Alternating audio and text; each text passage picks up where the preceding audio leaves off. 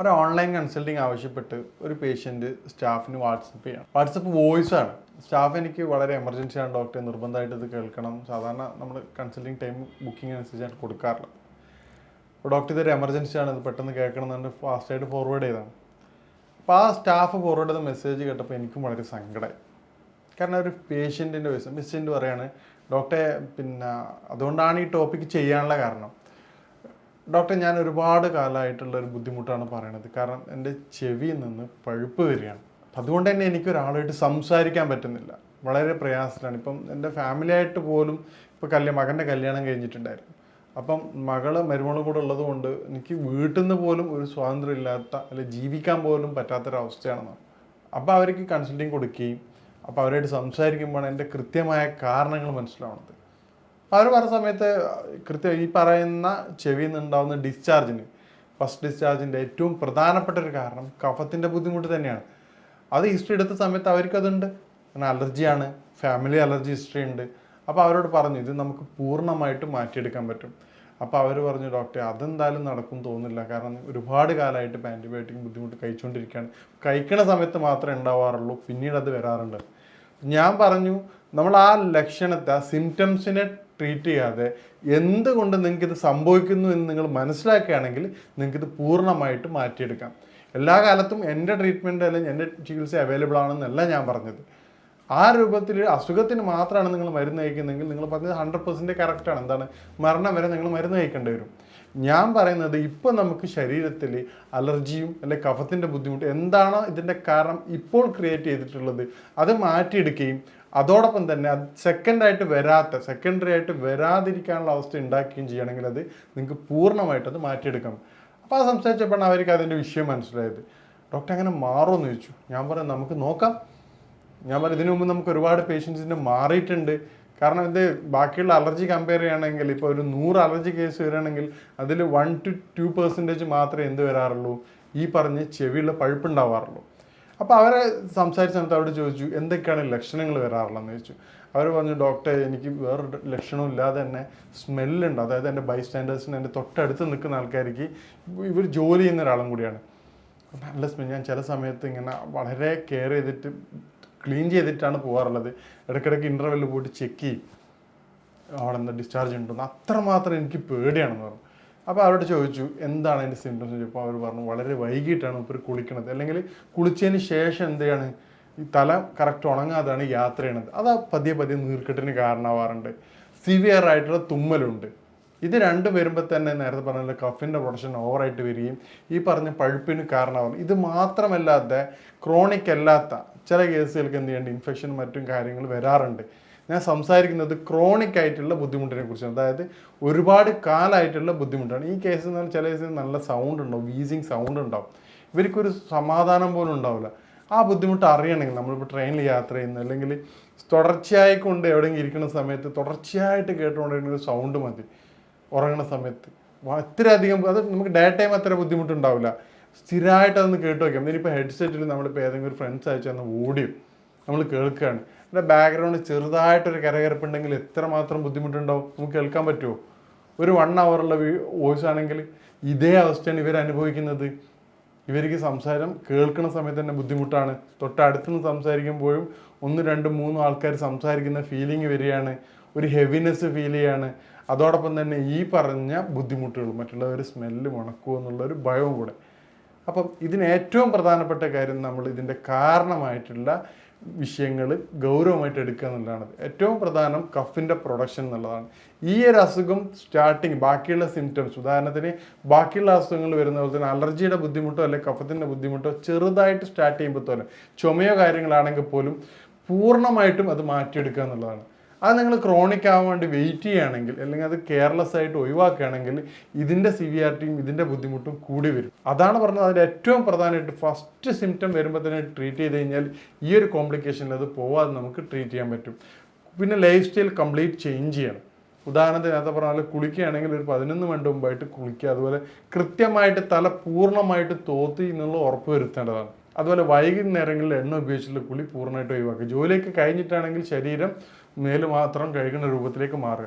അതോടൊപ്പം തന്നെ രാത്രി ഉറങ്ങുന്ന രീതി, ഫാൻ്റെ നേരെ ചോട്ടിലേക്ക് കിടക്കുന്നതാണെങ്കിൽ തല ഫാനിൻ്റെ ചോട്ടിൽ നിന്ന് മാറ്റിയിട്ട് ഓപ്പോസിറ്റ് ഡയറക്ഷനിൽ കിടക്കുക. അതുപോലെ AC യുടെ വിൻഡോയുടെ നേരെ താഴെയാണ് കിടക്കണമെങ്കിൽ അതും പോസിറ്റീവ് മാറ്റുക. ഈ 2 കാര്യങ്ങൾ ചെയ്യുന്നതോടെ നമുക്ക് കഫിൻ്റെ പ്രൊഡക്ഷൻ രാവിലെ വരെയുള്ള ബുദ്ധിമുട്ട് കുറയ്ക്കും. അതോടൊപ്പം തന്നെ പ്രധാനപ്പെട്ടതാണ് ഭക്ഷണ രീതി. ഭക്ഷണ രീതി നമ്മളിതിൻ്റെ അവസാനം വരുന്നുണ്ട്. ഭക്ഷണത്തിൽ ഏറ്റവും പ്രധാനപ്പെട്ടത് ശരീരത്തിൽ കഫം കൂടാൻ സഹായിച്ചിട്ടുള്ള ഏറ്റവും പാലുൽപ്പന്നങ്ങളും. ഇപ്പോൾ പ്രായമുള്ള ആൾക്കാരാണ്, കുട്ടികളാണ് ഏറ്റവും കൂടുതൽ ഇത് കണ്ടുവരുന്നത് കഫത്തിൻ്റെ. എന്തുകൊണ്ടാണ്?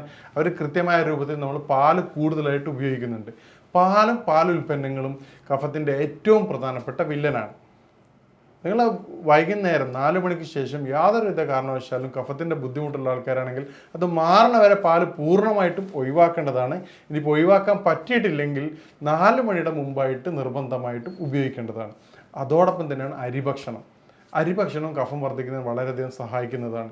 നമ്മൾ രാത്രിത്തെ ഭക്ഷണ രീതി ചെറുതായിട്ടൊന്ന് ചേഞ്ച് ചെയ്ത് നോക്കിയാൽ നല്ല മാറ്റം നമുക്ക് കണ്ടുവരാറുണ്ട്.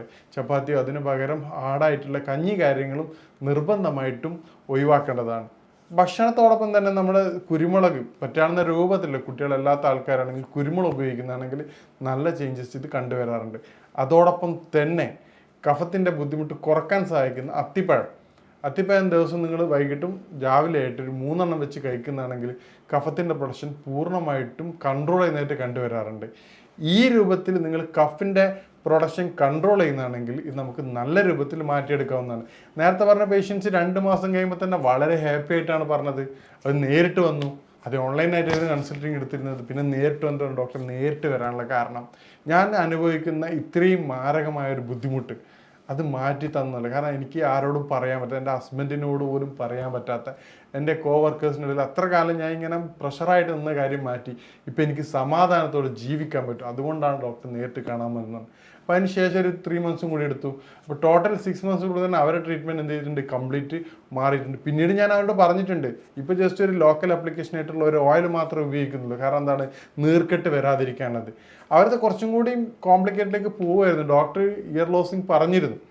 അപ്പോൾ അവിടെ നിന്നാണ് ചേഞ്ചസ് ഒക്കെ വന്നിട്ടുള്ളത്. ഒരു ലെഫ്റ്റ് സൈഡ് പൂർണ്ണമായിട്ടും ഇയർ ലോസിങ് ഇങ്ങനെ 20% മാത്രമേ അവൈലബിൾ ഉണ്ടായിരുന്നുള്ളൂ. അവിടെയാണ് അപ്പോൾ അവർ പറഞ്ഞു, ഡോക്ടർ ട്രീറ്റ്മെൻറ്റ് എടുത്ത പ്രശ്നമാണെന്ന് വെച്ചാൽ. അപ്പം എന്തായാലും ലോസ് പറഞ്ഞിട്ടല്ലോ, പിന്നെ നിങ്ങൾക്ക് എന്താ ഓപ്ഷനാണുള്ളത്. അപ്പോൾ അവർ ആ സൈഡിൽ കൂടി തന്നെ കേൾക്കുകയും ആ സൈഡിൽ കൂടി തന്നെ ക്ലിയർ ചെയ്യും. പതിയെ മാറ്റങ്ങൾ വരാൻ തുടങ്ങി. പേഷ്യൻറ്റിൻ്റെ കാര്യത്തിൽ ഏറ്റവും ഹാപ്പി ആയത് ഹസ്ബൻഡാണ്. കാരണം ഹസ്ബൻഡ് എന്താണ്, പണ്ട് ഹസ്ബൻഡ് വിളിച്ച സമയത്ത് ഒരു സമയത്ത് പോലും കേൾക്കാറില്ല. ചെറിയ പ്രശ്നത്തിന് പോലും പ്രശ്നങ്ങളാണ്. കാരണം എന്താണ്, ഹസ്ബൻഡ് പറയും ഇന്ന കാര്യം ചെയ്യണമെന്ന് പറയും, മൂപ്പര് ഓക്കെ എന്ന് പറയും. പക്ഷെ എന്താണ് ഹസ്ബൻഡ് പറഞ്ഞത് മൂപ്പർക്ക് വ്യക്തമായിട്ട് മനസ്സിലാവുണ്ടായിരുന്നു. തിരിച്ചു വരുമ്പോൾ ചോദിക്കും അത് ചെയ്തില്ലേന്ന്. അപ്പോൾ നിങ്ങൾ പറഞ്ഞിട്ടില്ലാലോ എന്ന് ചോദിക്കും. അതുപോലെ കിച്ചണിലെ സമയത്തോ കുറച്ച് ദൂരമുള്ള സമയത്തോ വിളിച്ചു കഴിഞ്ഞാൽ പോലും കൃത്യമായിട്ടും കേൾക്കാത്തൊരവസ്ഥ ഉണ്ടായിരുന്നു അവർക്ക്. അത് ഈ പറഞ്ഞത് ക്രോണിക് ആയിട്ടുള്ള കേസിലാണ് ഞാൻ ഈ പറഞ്ഞിട്ടുള്ളത്. അപ്പം അവർ പറഞ്ഞു ഇപ്പോൾ ഹാപ്പിയാണ്. കാരണം എന്താ, ഡോക്ടർ 50% ചേഞ്ചസ് ഉണ്ട്. പണ്ട് ഒരുപാട് പ്രാവശ്യം വിളിച്ച് കേൾക്കുന്ന കാര്യങ്ങൾക്ക് ഇപ്പം 1-2 പ്രാവശ്യം പറഞ്ഞാൽ തന്നെ ക്ലിയർ ആവുന്നുണ്ട്. അതുപോലെ തൊട്ടടുത്തുന്ന കാര്യങ്ങൾ. അപ്പം ഞാൻ അവരോട് സംസാരിച്ച സമയത്താണ് അവരതിൻ്റെ യാഥാർത്ഥ്യം പറഞ്ഞത്. വൈഫ് പറഞ്ഞു, ഡോക്ടറെ പണ്ട് എനിക്ക് കൃത്യമായിട്ട് കേൾക്കാറുണ്ടായിരുന്നില്ല. ഞാൻ പണ്ട് ചുണ്ടിൻ്റെ ചലനങ്ങൾ അനുസരിച്ചിട്ടാണ്, ലിപ്പ് മൂവ്മെൻറ്റ് വെച്ചിട്ടായിരുന്നു ഇവരുടെ സംസാരങ്ങൾ ഏകദേശം ഞാൻ മനസ്സിലാക്കിയിരുന്നത്. പക്ഷെ കുറച്ച് ദൂരത്തുനിന്ന്, അല്ലെങ്കിൽ പുള്ളിക്ക് ദേഷ്യം പിടിച്ച സമയത്തൊക്കെ ആണെങ്കിൽ കൃത്യമായിട്ട് എനിക്ക് റീഡ് ചെയ്യാൻ പറ്റാറില്ല. മറ്റെന്ത് ചെയ്യും, മറ്റേ ചെവിയുടെ സഹായത്തോടു കൂടി ലിപ്പ് മൂവ്മെൻറ്റും വെച്ച് ഞാൻ ഏകദേശം ഒന്ന് മനസ്സിലാക്കി ചെയ്യാറുണ്ട്. അപ്പോൾ ഇത് പറഞ്ഞപ്പോഴാണ് പുള്ളിക്ക് പോലും ഇത്രയും പ്രയാസം വൈഫ് അനുഭവിക്കുന്നുണ്ടെന്നുള്ള കാര്യം മനസ്സിലാവുന്നത്. അപ്പോൾ ഇപ്പോൾ ആ 2 പേരും ഹാപ്പിയാണ്. കാരണം എന്താണ്, അവർ 2 പേരും ലൈഫിൽ ഒരുപാട് ചേഞ്ചസ് വരുത്തിയിട്ടുണ്ട്. അപ്പോൾ അവർ പറഞ്ഞ വേറൊരു കാര്യമാണ്, ഡോക്ടർ നമ്മൾ സർജറി പറഞ്ഞിരുന്നു. അപ്പോൾ നമ്മൾ ഫാമിലി തന്നെ സർജറി ചെയ്ത ആൾക്കാർ, ഇപ്പം ഡോക്ടർ സർജറി പറഞ്ഞിട്ട് ചെയ്ത ആൾക്കാർക്ക് പോലും മാറ്റം വന്നിട്ടില്ല, വീണ്ടും ഈ ബുദ്ധിമുട്ട് വന്നിട്ടുണ്ടെന്നാണ്. അപ്പോൾ ഞാൻ പറഞ്ഞത് ഇതിൻ്റെ സർജറി ഇതിൻ്റെ പെർമനൻറ്റ് സൊല്യൂഷൻ അല്ല. ഞാൻ നേരത്തെ പറഞ്ഞതുപോലെ എന്താണോ അതിൻ്റെ കാരണമെന്ന് നിങ്ങൾ മനസ്സിലാക്കാത്തടത്തോളം കാലം ഈ അസുഖം പൂർണ്ണമായിട്ടും മാറില്ല. കാരണം എന്താ, എന്തുകൊണ്ടാണ് ഇത് സംഭവിച്ചത്, സർജറി ചെയ്തിട്ടും അതേ കാരണം കൊണ്ട് വീണ്ടും വരികയാണെങ്കിൽ അതേ ഇഷ്യൂ പിന്നെയും ക്രിയേറ്റ് ചെയ്യുമല്ലോ. ഉദാഹരണത്തിന് പഞ്ചറടച്ച് ഒരു റോട്ടിൽ കൂടെ മുള്ളു കൂടുതലും അല്ല ആണി കൂടുതലുള്ള റോട്ടിൽ വരികയാണെങ്കിൽ അവിടുന്ന് പഞ്ചറായി കഴിഞ്ഞാൽ വീണ്ടും പഞ്ചറടച്ച് അതേ റൂട്ടിൽ പോകുമ്പോൾ ഇതേ പ്രശ്നം തന്നെ സംഭവിക്കാമല്ലോ. ഒരു പ്രാവശ്യം ചെയ്ത് എന്നുള്ളത് എന്തല്ല, അത് വരാതിരിക്കാനുള്ള കാരണമല്ല. മറിച്ച് ചെയ്യേണ്ട എന്താണോ, ഒന്നില്ല റൂട്ട് ചേഞ്ച് ചെയ്യുക, അല്ലെങ്കിൽ അത്രയും കെയർ ചെയ്തുകൊണ്ട് മാത്രം പോവുക. അപ്പം ഇത്തരത്തിൽ മനസ്സിലാക്കുമ്പോഴാണ് അവർക്കും അതിൻ്റെ ഗൗരവം മനസ്സിലായത്. അപ്പം ഈ രൂപത്തിൽ നമ്മൾ നോക്കുകയാണെങ്കിൽ നമുക്ക് വളരെ എളുപ്പം തന്നെ അത് പൂർണ്ണമായിട്ട് ഇത് മാറ്റിയെടുക്കാവുന്നതാണ്. അപ്പം ഇത് തുടർച്ചയായി കൊണ്ടുള്ള കഫത്തിൻ്റെ ബുദ്ധിമുട്ടുകൾ ശരീരത്തിൽ നിന്ന് കുറക്കുന്നതിനുള്ള ഏറ്റവും ഫലപ്രദമായിട്ടുള്ള 2 കാര്യങ്ങൾ നിർദ്ദേശിക്കാം. പ്രത്യേകം ശ്രദ്ധിക്കേണ്ട കാര്യം, ഇത് കുറച്ച് വർഷങ്ങളായിട്ടുള്ള ആൾക്കാർ നിർബന്ധമായിട്ടും ഒരു ഡോക്ടറുടെ നിർദ്ദേശപ്രകാരം മാത്രമേ ചികിത്സ തേടാൻ പാടുള്ളൂ. ഞാൻ പറഞ്ഞത് ഈ അടുത്ത കാലത്തായിട്ടുള്ള ക്രോണിക് അല്ലാത്ത ടൈപ്പിൻ്റെ ബുദ്ധിമുട്ടിനാണ്, കഫത്തിൻ്റെ പ്രയാസമാണ് ഞാൻ പറയണത്. മറ്റേത് വ്യത്യസ്തമായ കാരണങ്ങളാവാം, അത് ഇൻറ്റേർണൽ ഇൻഫെക്ഷൻ ഉണ്ടാക്കാം, അത് ഒരുപാട് കാരണങ്ങളിലേക്ക് പോകും. ഇപ്പോൾ അലർജി ആണെങ്കിൽ അലർജി കൂടിക്കഴിഞ്ഞാൽ അലർജിക്ക് ആസ്മ എന്നുള്ള ശ്വാസമുട്ടലേക്ക് മാറാറുണ്ട്. അത് വളരെ കോമൺ ആയിട്ട് കണ്ടുവരാറുണ്ട്. അപ്പോൾ ഈ രൂപത്തിൽ കഫത്തിൻ്റെ പ്രയാസങ്ങൾ കൂടുതലുള്ള ആൾക്കാർക്ക് നമുക്ക് ചെയ്യാൻ പറ്റുന്ന ഏറ്റവും എളുപ്പമായിട്ടുള്ള കാര്യമാണ് ഒരു 1/4 ടീസ്പൂണ് ചുക്കും അതോടൊപ്പം തന്നെ 1/4 ടീസ്പൂണ് ഇരട്ടി മധുരവും, ഇത് രണ്ടും മിക്സ് ചെയ്ത് 1 ടീസ്പൂണിൽ തേനിൽ കഴിക്കുകയാണെങ്കിൽ വളരെയധികം ഫലപ്രദമായിട്ട് കണ്ടുവരാറുണ്ട്. ഈ രൂപത്തിൽ നിങ്ങൾ നോക്കിയും അതോടൊപ്പം തന്നെ ലൈഫ് സ്റ്റൈൽ നേരത്തെ പറഞ്ഞതുപോലെ ചേഞ്ചസ് വരുത്തുകയും ചെയ്യുകയാണെങ്കിൽ പ്രത്യേകം ശ്രദ്ധിക്കേണ്ട കാര്യം നിങ്ങളുടെ കുളിയുടെ കാര്യമാണ്. 11 മണിക്ക് ശേഷം തല കൃത്യമായിട്ട് കുളിക്കാതെ മേല് മാത്രം കഴിക്കുക. ചില പേഷ്യൻസ് ഡോക്ടറെ 11 മണിക്ക് ശേഷമല്ലേ ഡോക്ടറെ ജോലി ഉണ്ടാവുമ്പോൾ എന്താ ചെയ്യുക, മേല് മാത്രം കഴിക്കുക, ശരീരം മാത്രം കഴുകുക. പണ്ട് കാലങ്ങളിലൊന്നും നമ്മുടെ ഡോക്ടേഴ്സ്, ENT ഡോക്ടേഴ്സ് ഒന്നും കുളിയുടെ കാര്യം എവിടെയും മെൻഷൻ ചെയ്യാറില്ല. കാരണം എന്താണ്, ഒരു ആസ്പിറ അനുസരിച്ചിട്ട് ഒരു ഇൻഫെക്ഷൻ മാത്രമാണ്. പക്ഷെ ഇന്ന് നമുക്ക് തന്നെ അനുഭവം ഉണ്ടാവും. ഡോക്ടർ എന്ത് പറയും, നിങ്ങൾ കുളി പ്രത്യേകം ശ്രദ്ധിക്കണം, എണ്ണ ഉപയോഗിക്കുമ്പോൾ ഇന്ന കാര്യം ശ്രദ്ധിക്കണം. അപ്പോൾ അതുകൊണ്ടാണ് അതിൻ്റെ ഇമ്പോർട്ടൻസ് ഇന്ന് വന്നതുകൊണ്ടാണത്. നമ്മളതിൻ്റെ കാരണങ്ങൾ കൃത്യമായി മനസ്സിലാക്കിയിട്ടില്ലെങ്കിൽ അത് പൂർണ്ണമായിട്ടും മാറ്റിയെടുക്കാൻ സാധിക്കില്ല. കാരണം നിങ്ങൾ ട്രീറ്റ്മെൻറ്റ് തുറന്നുകൊണ്ടേയിരിക്കണം.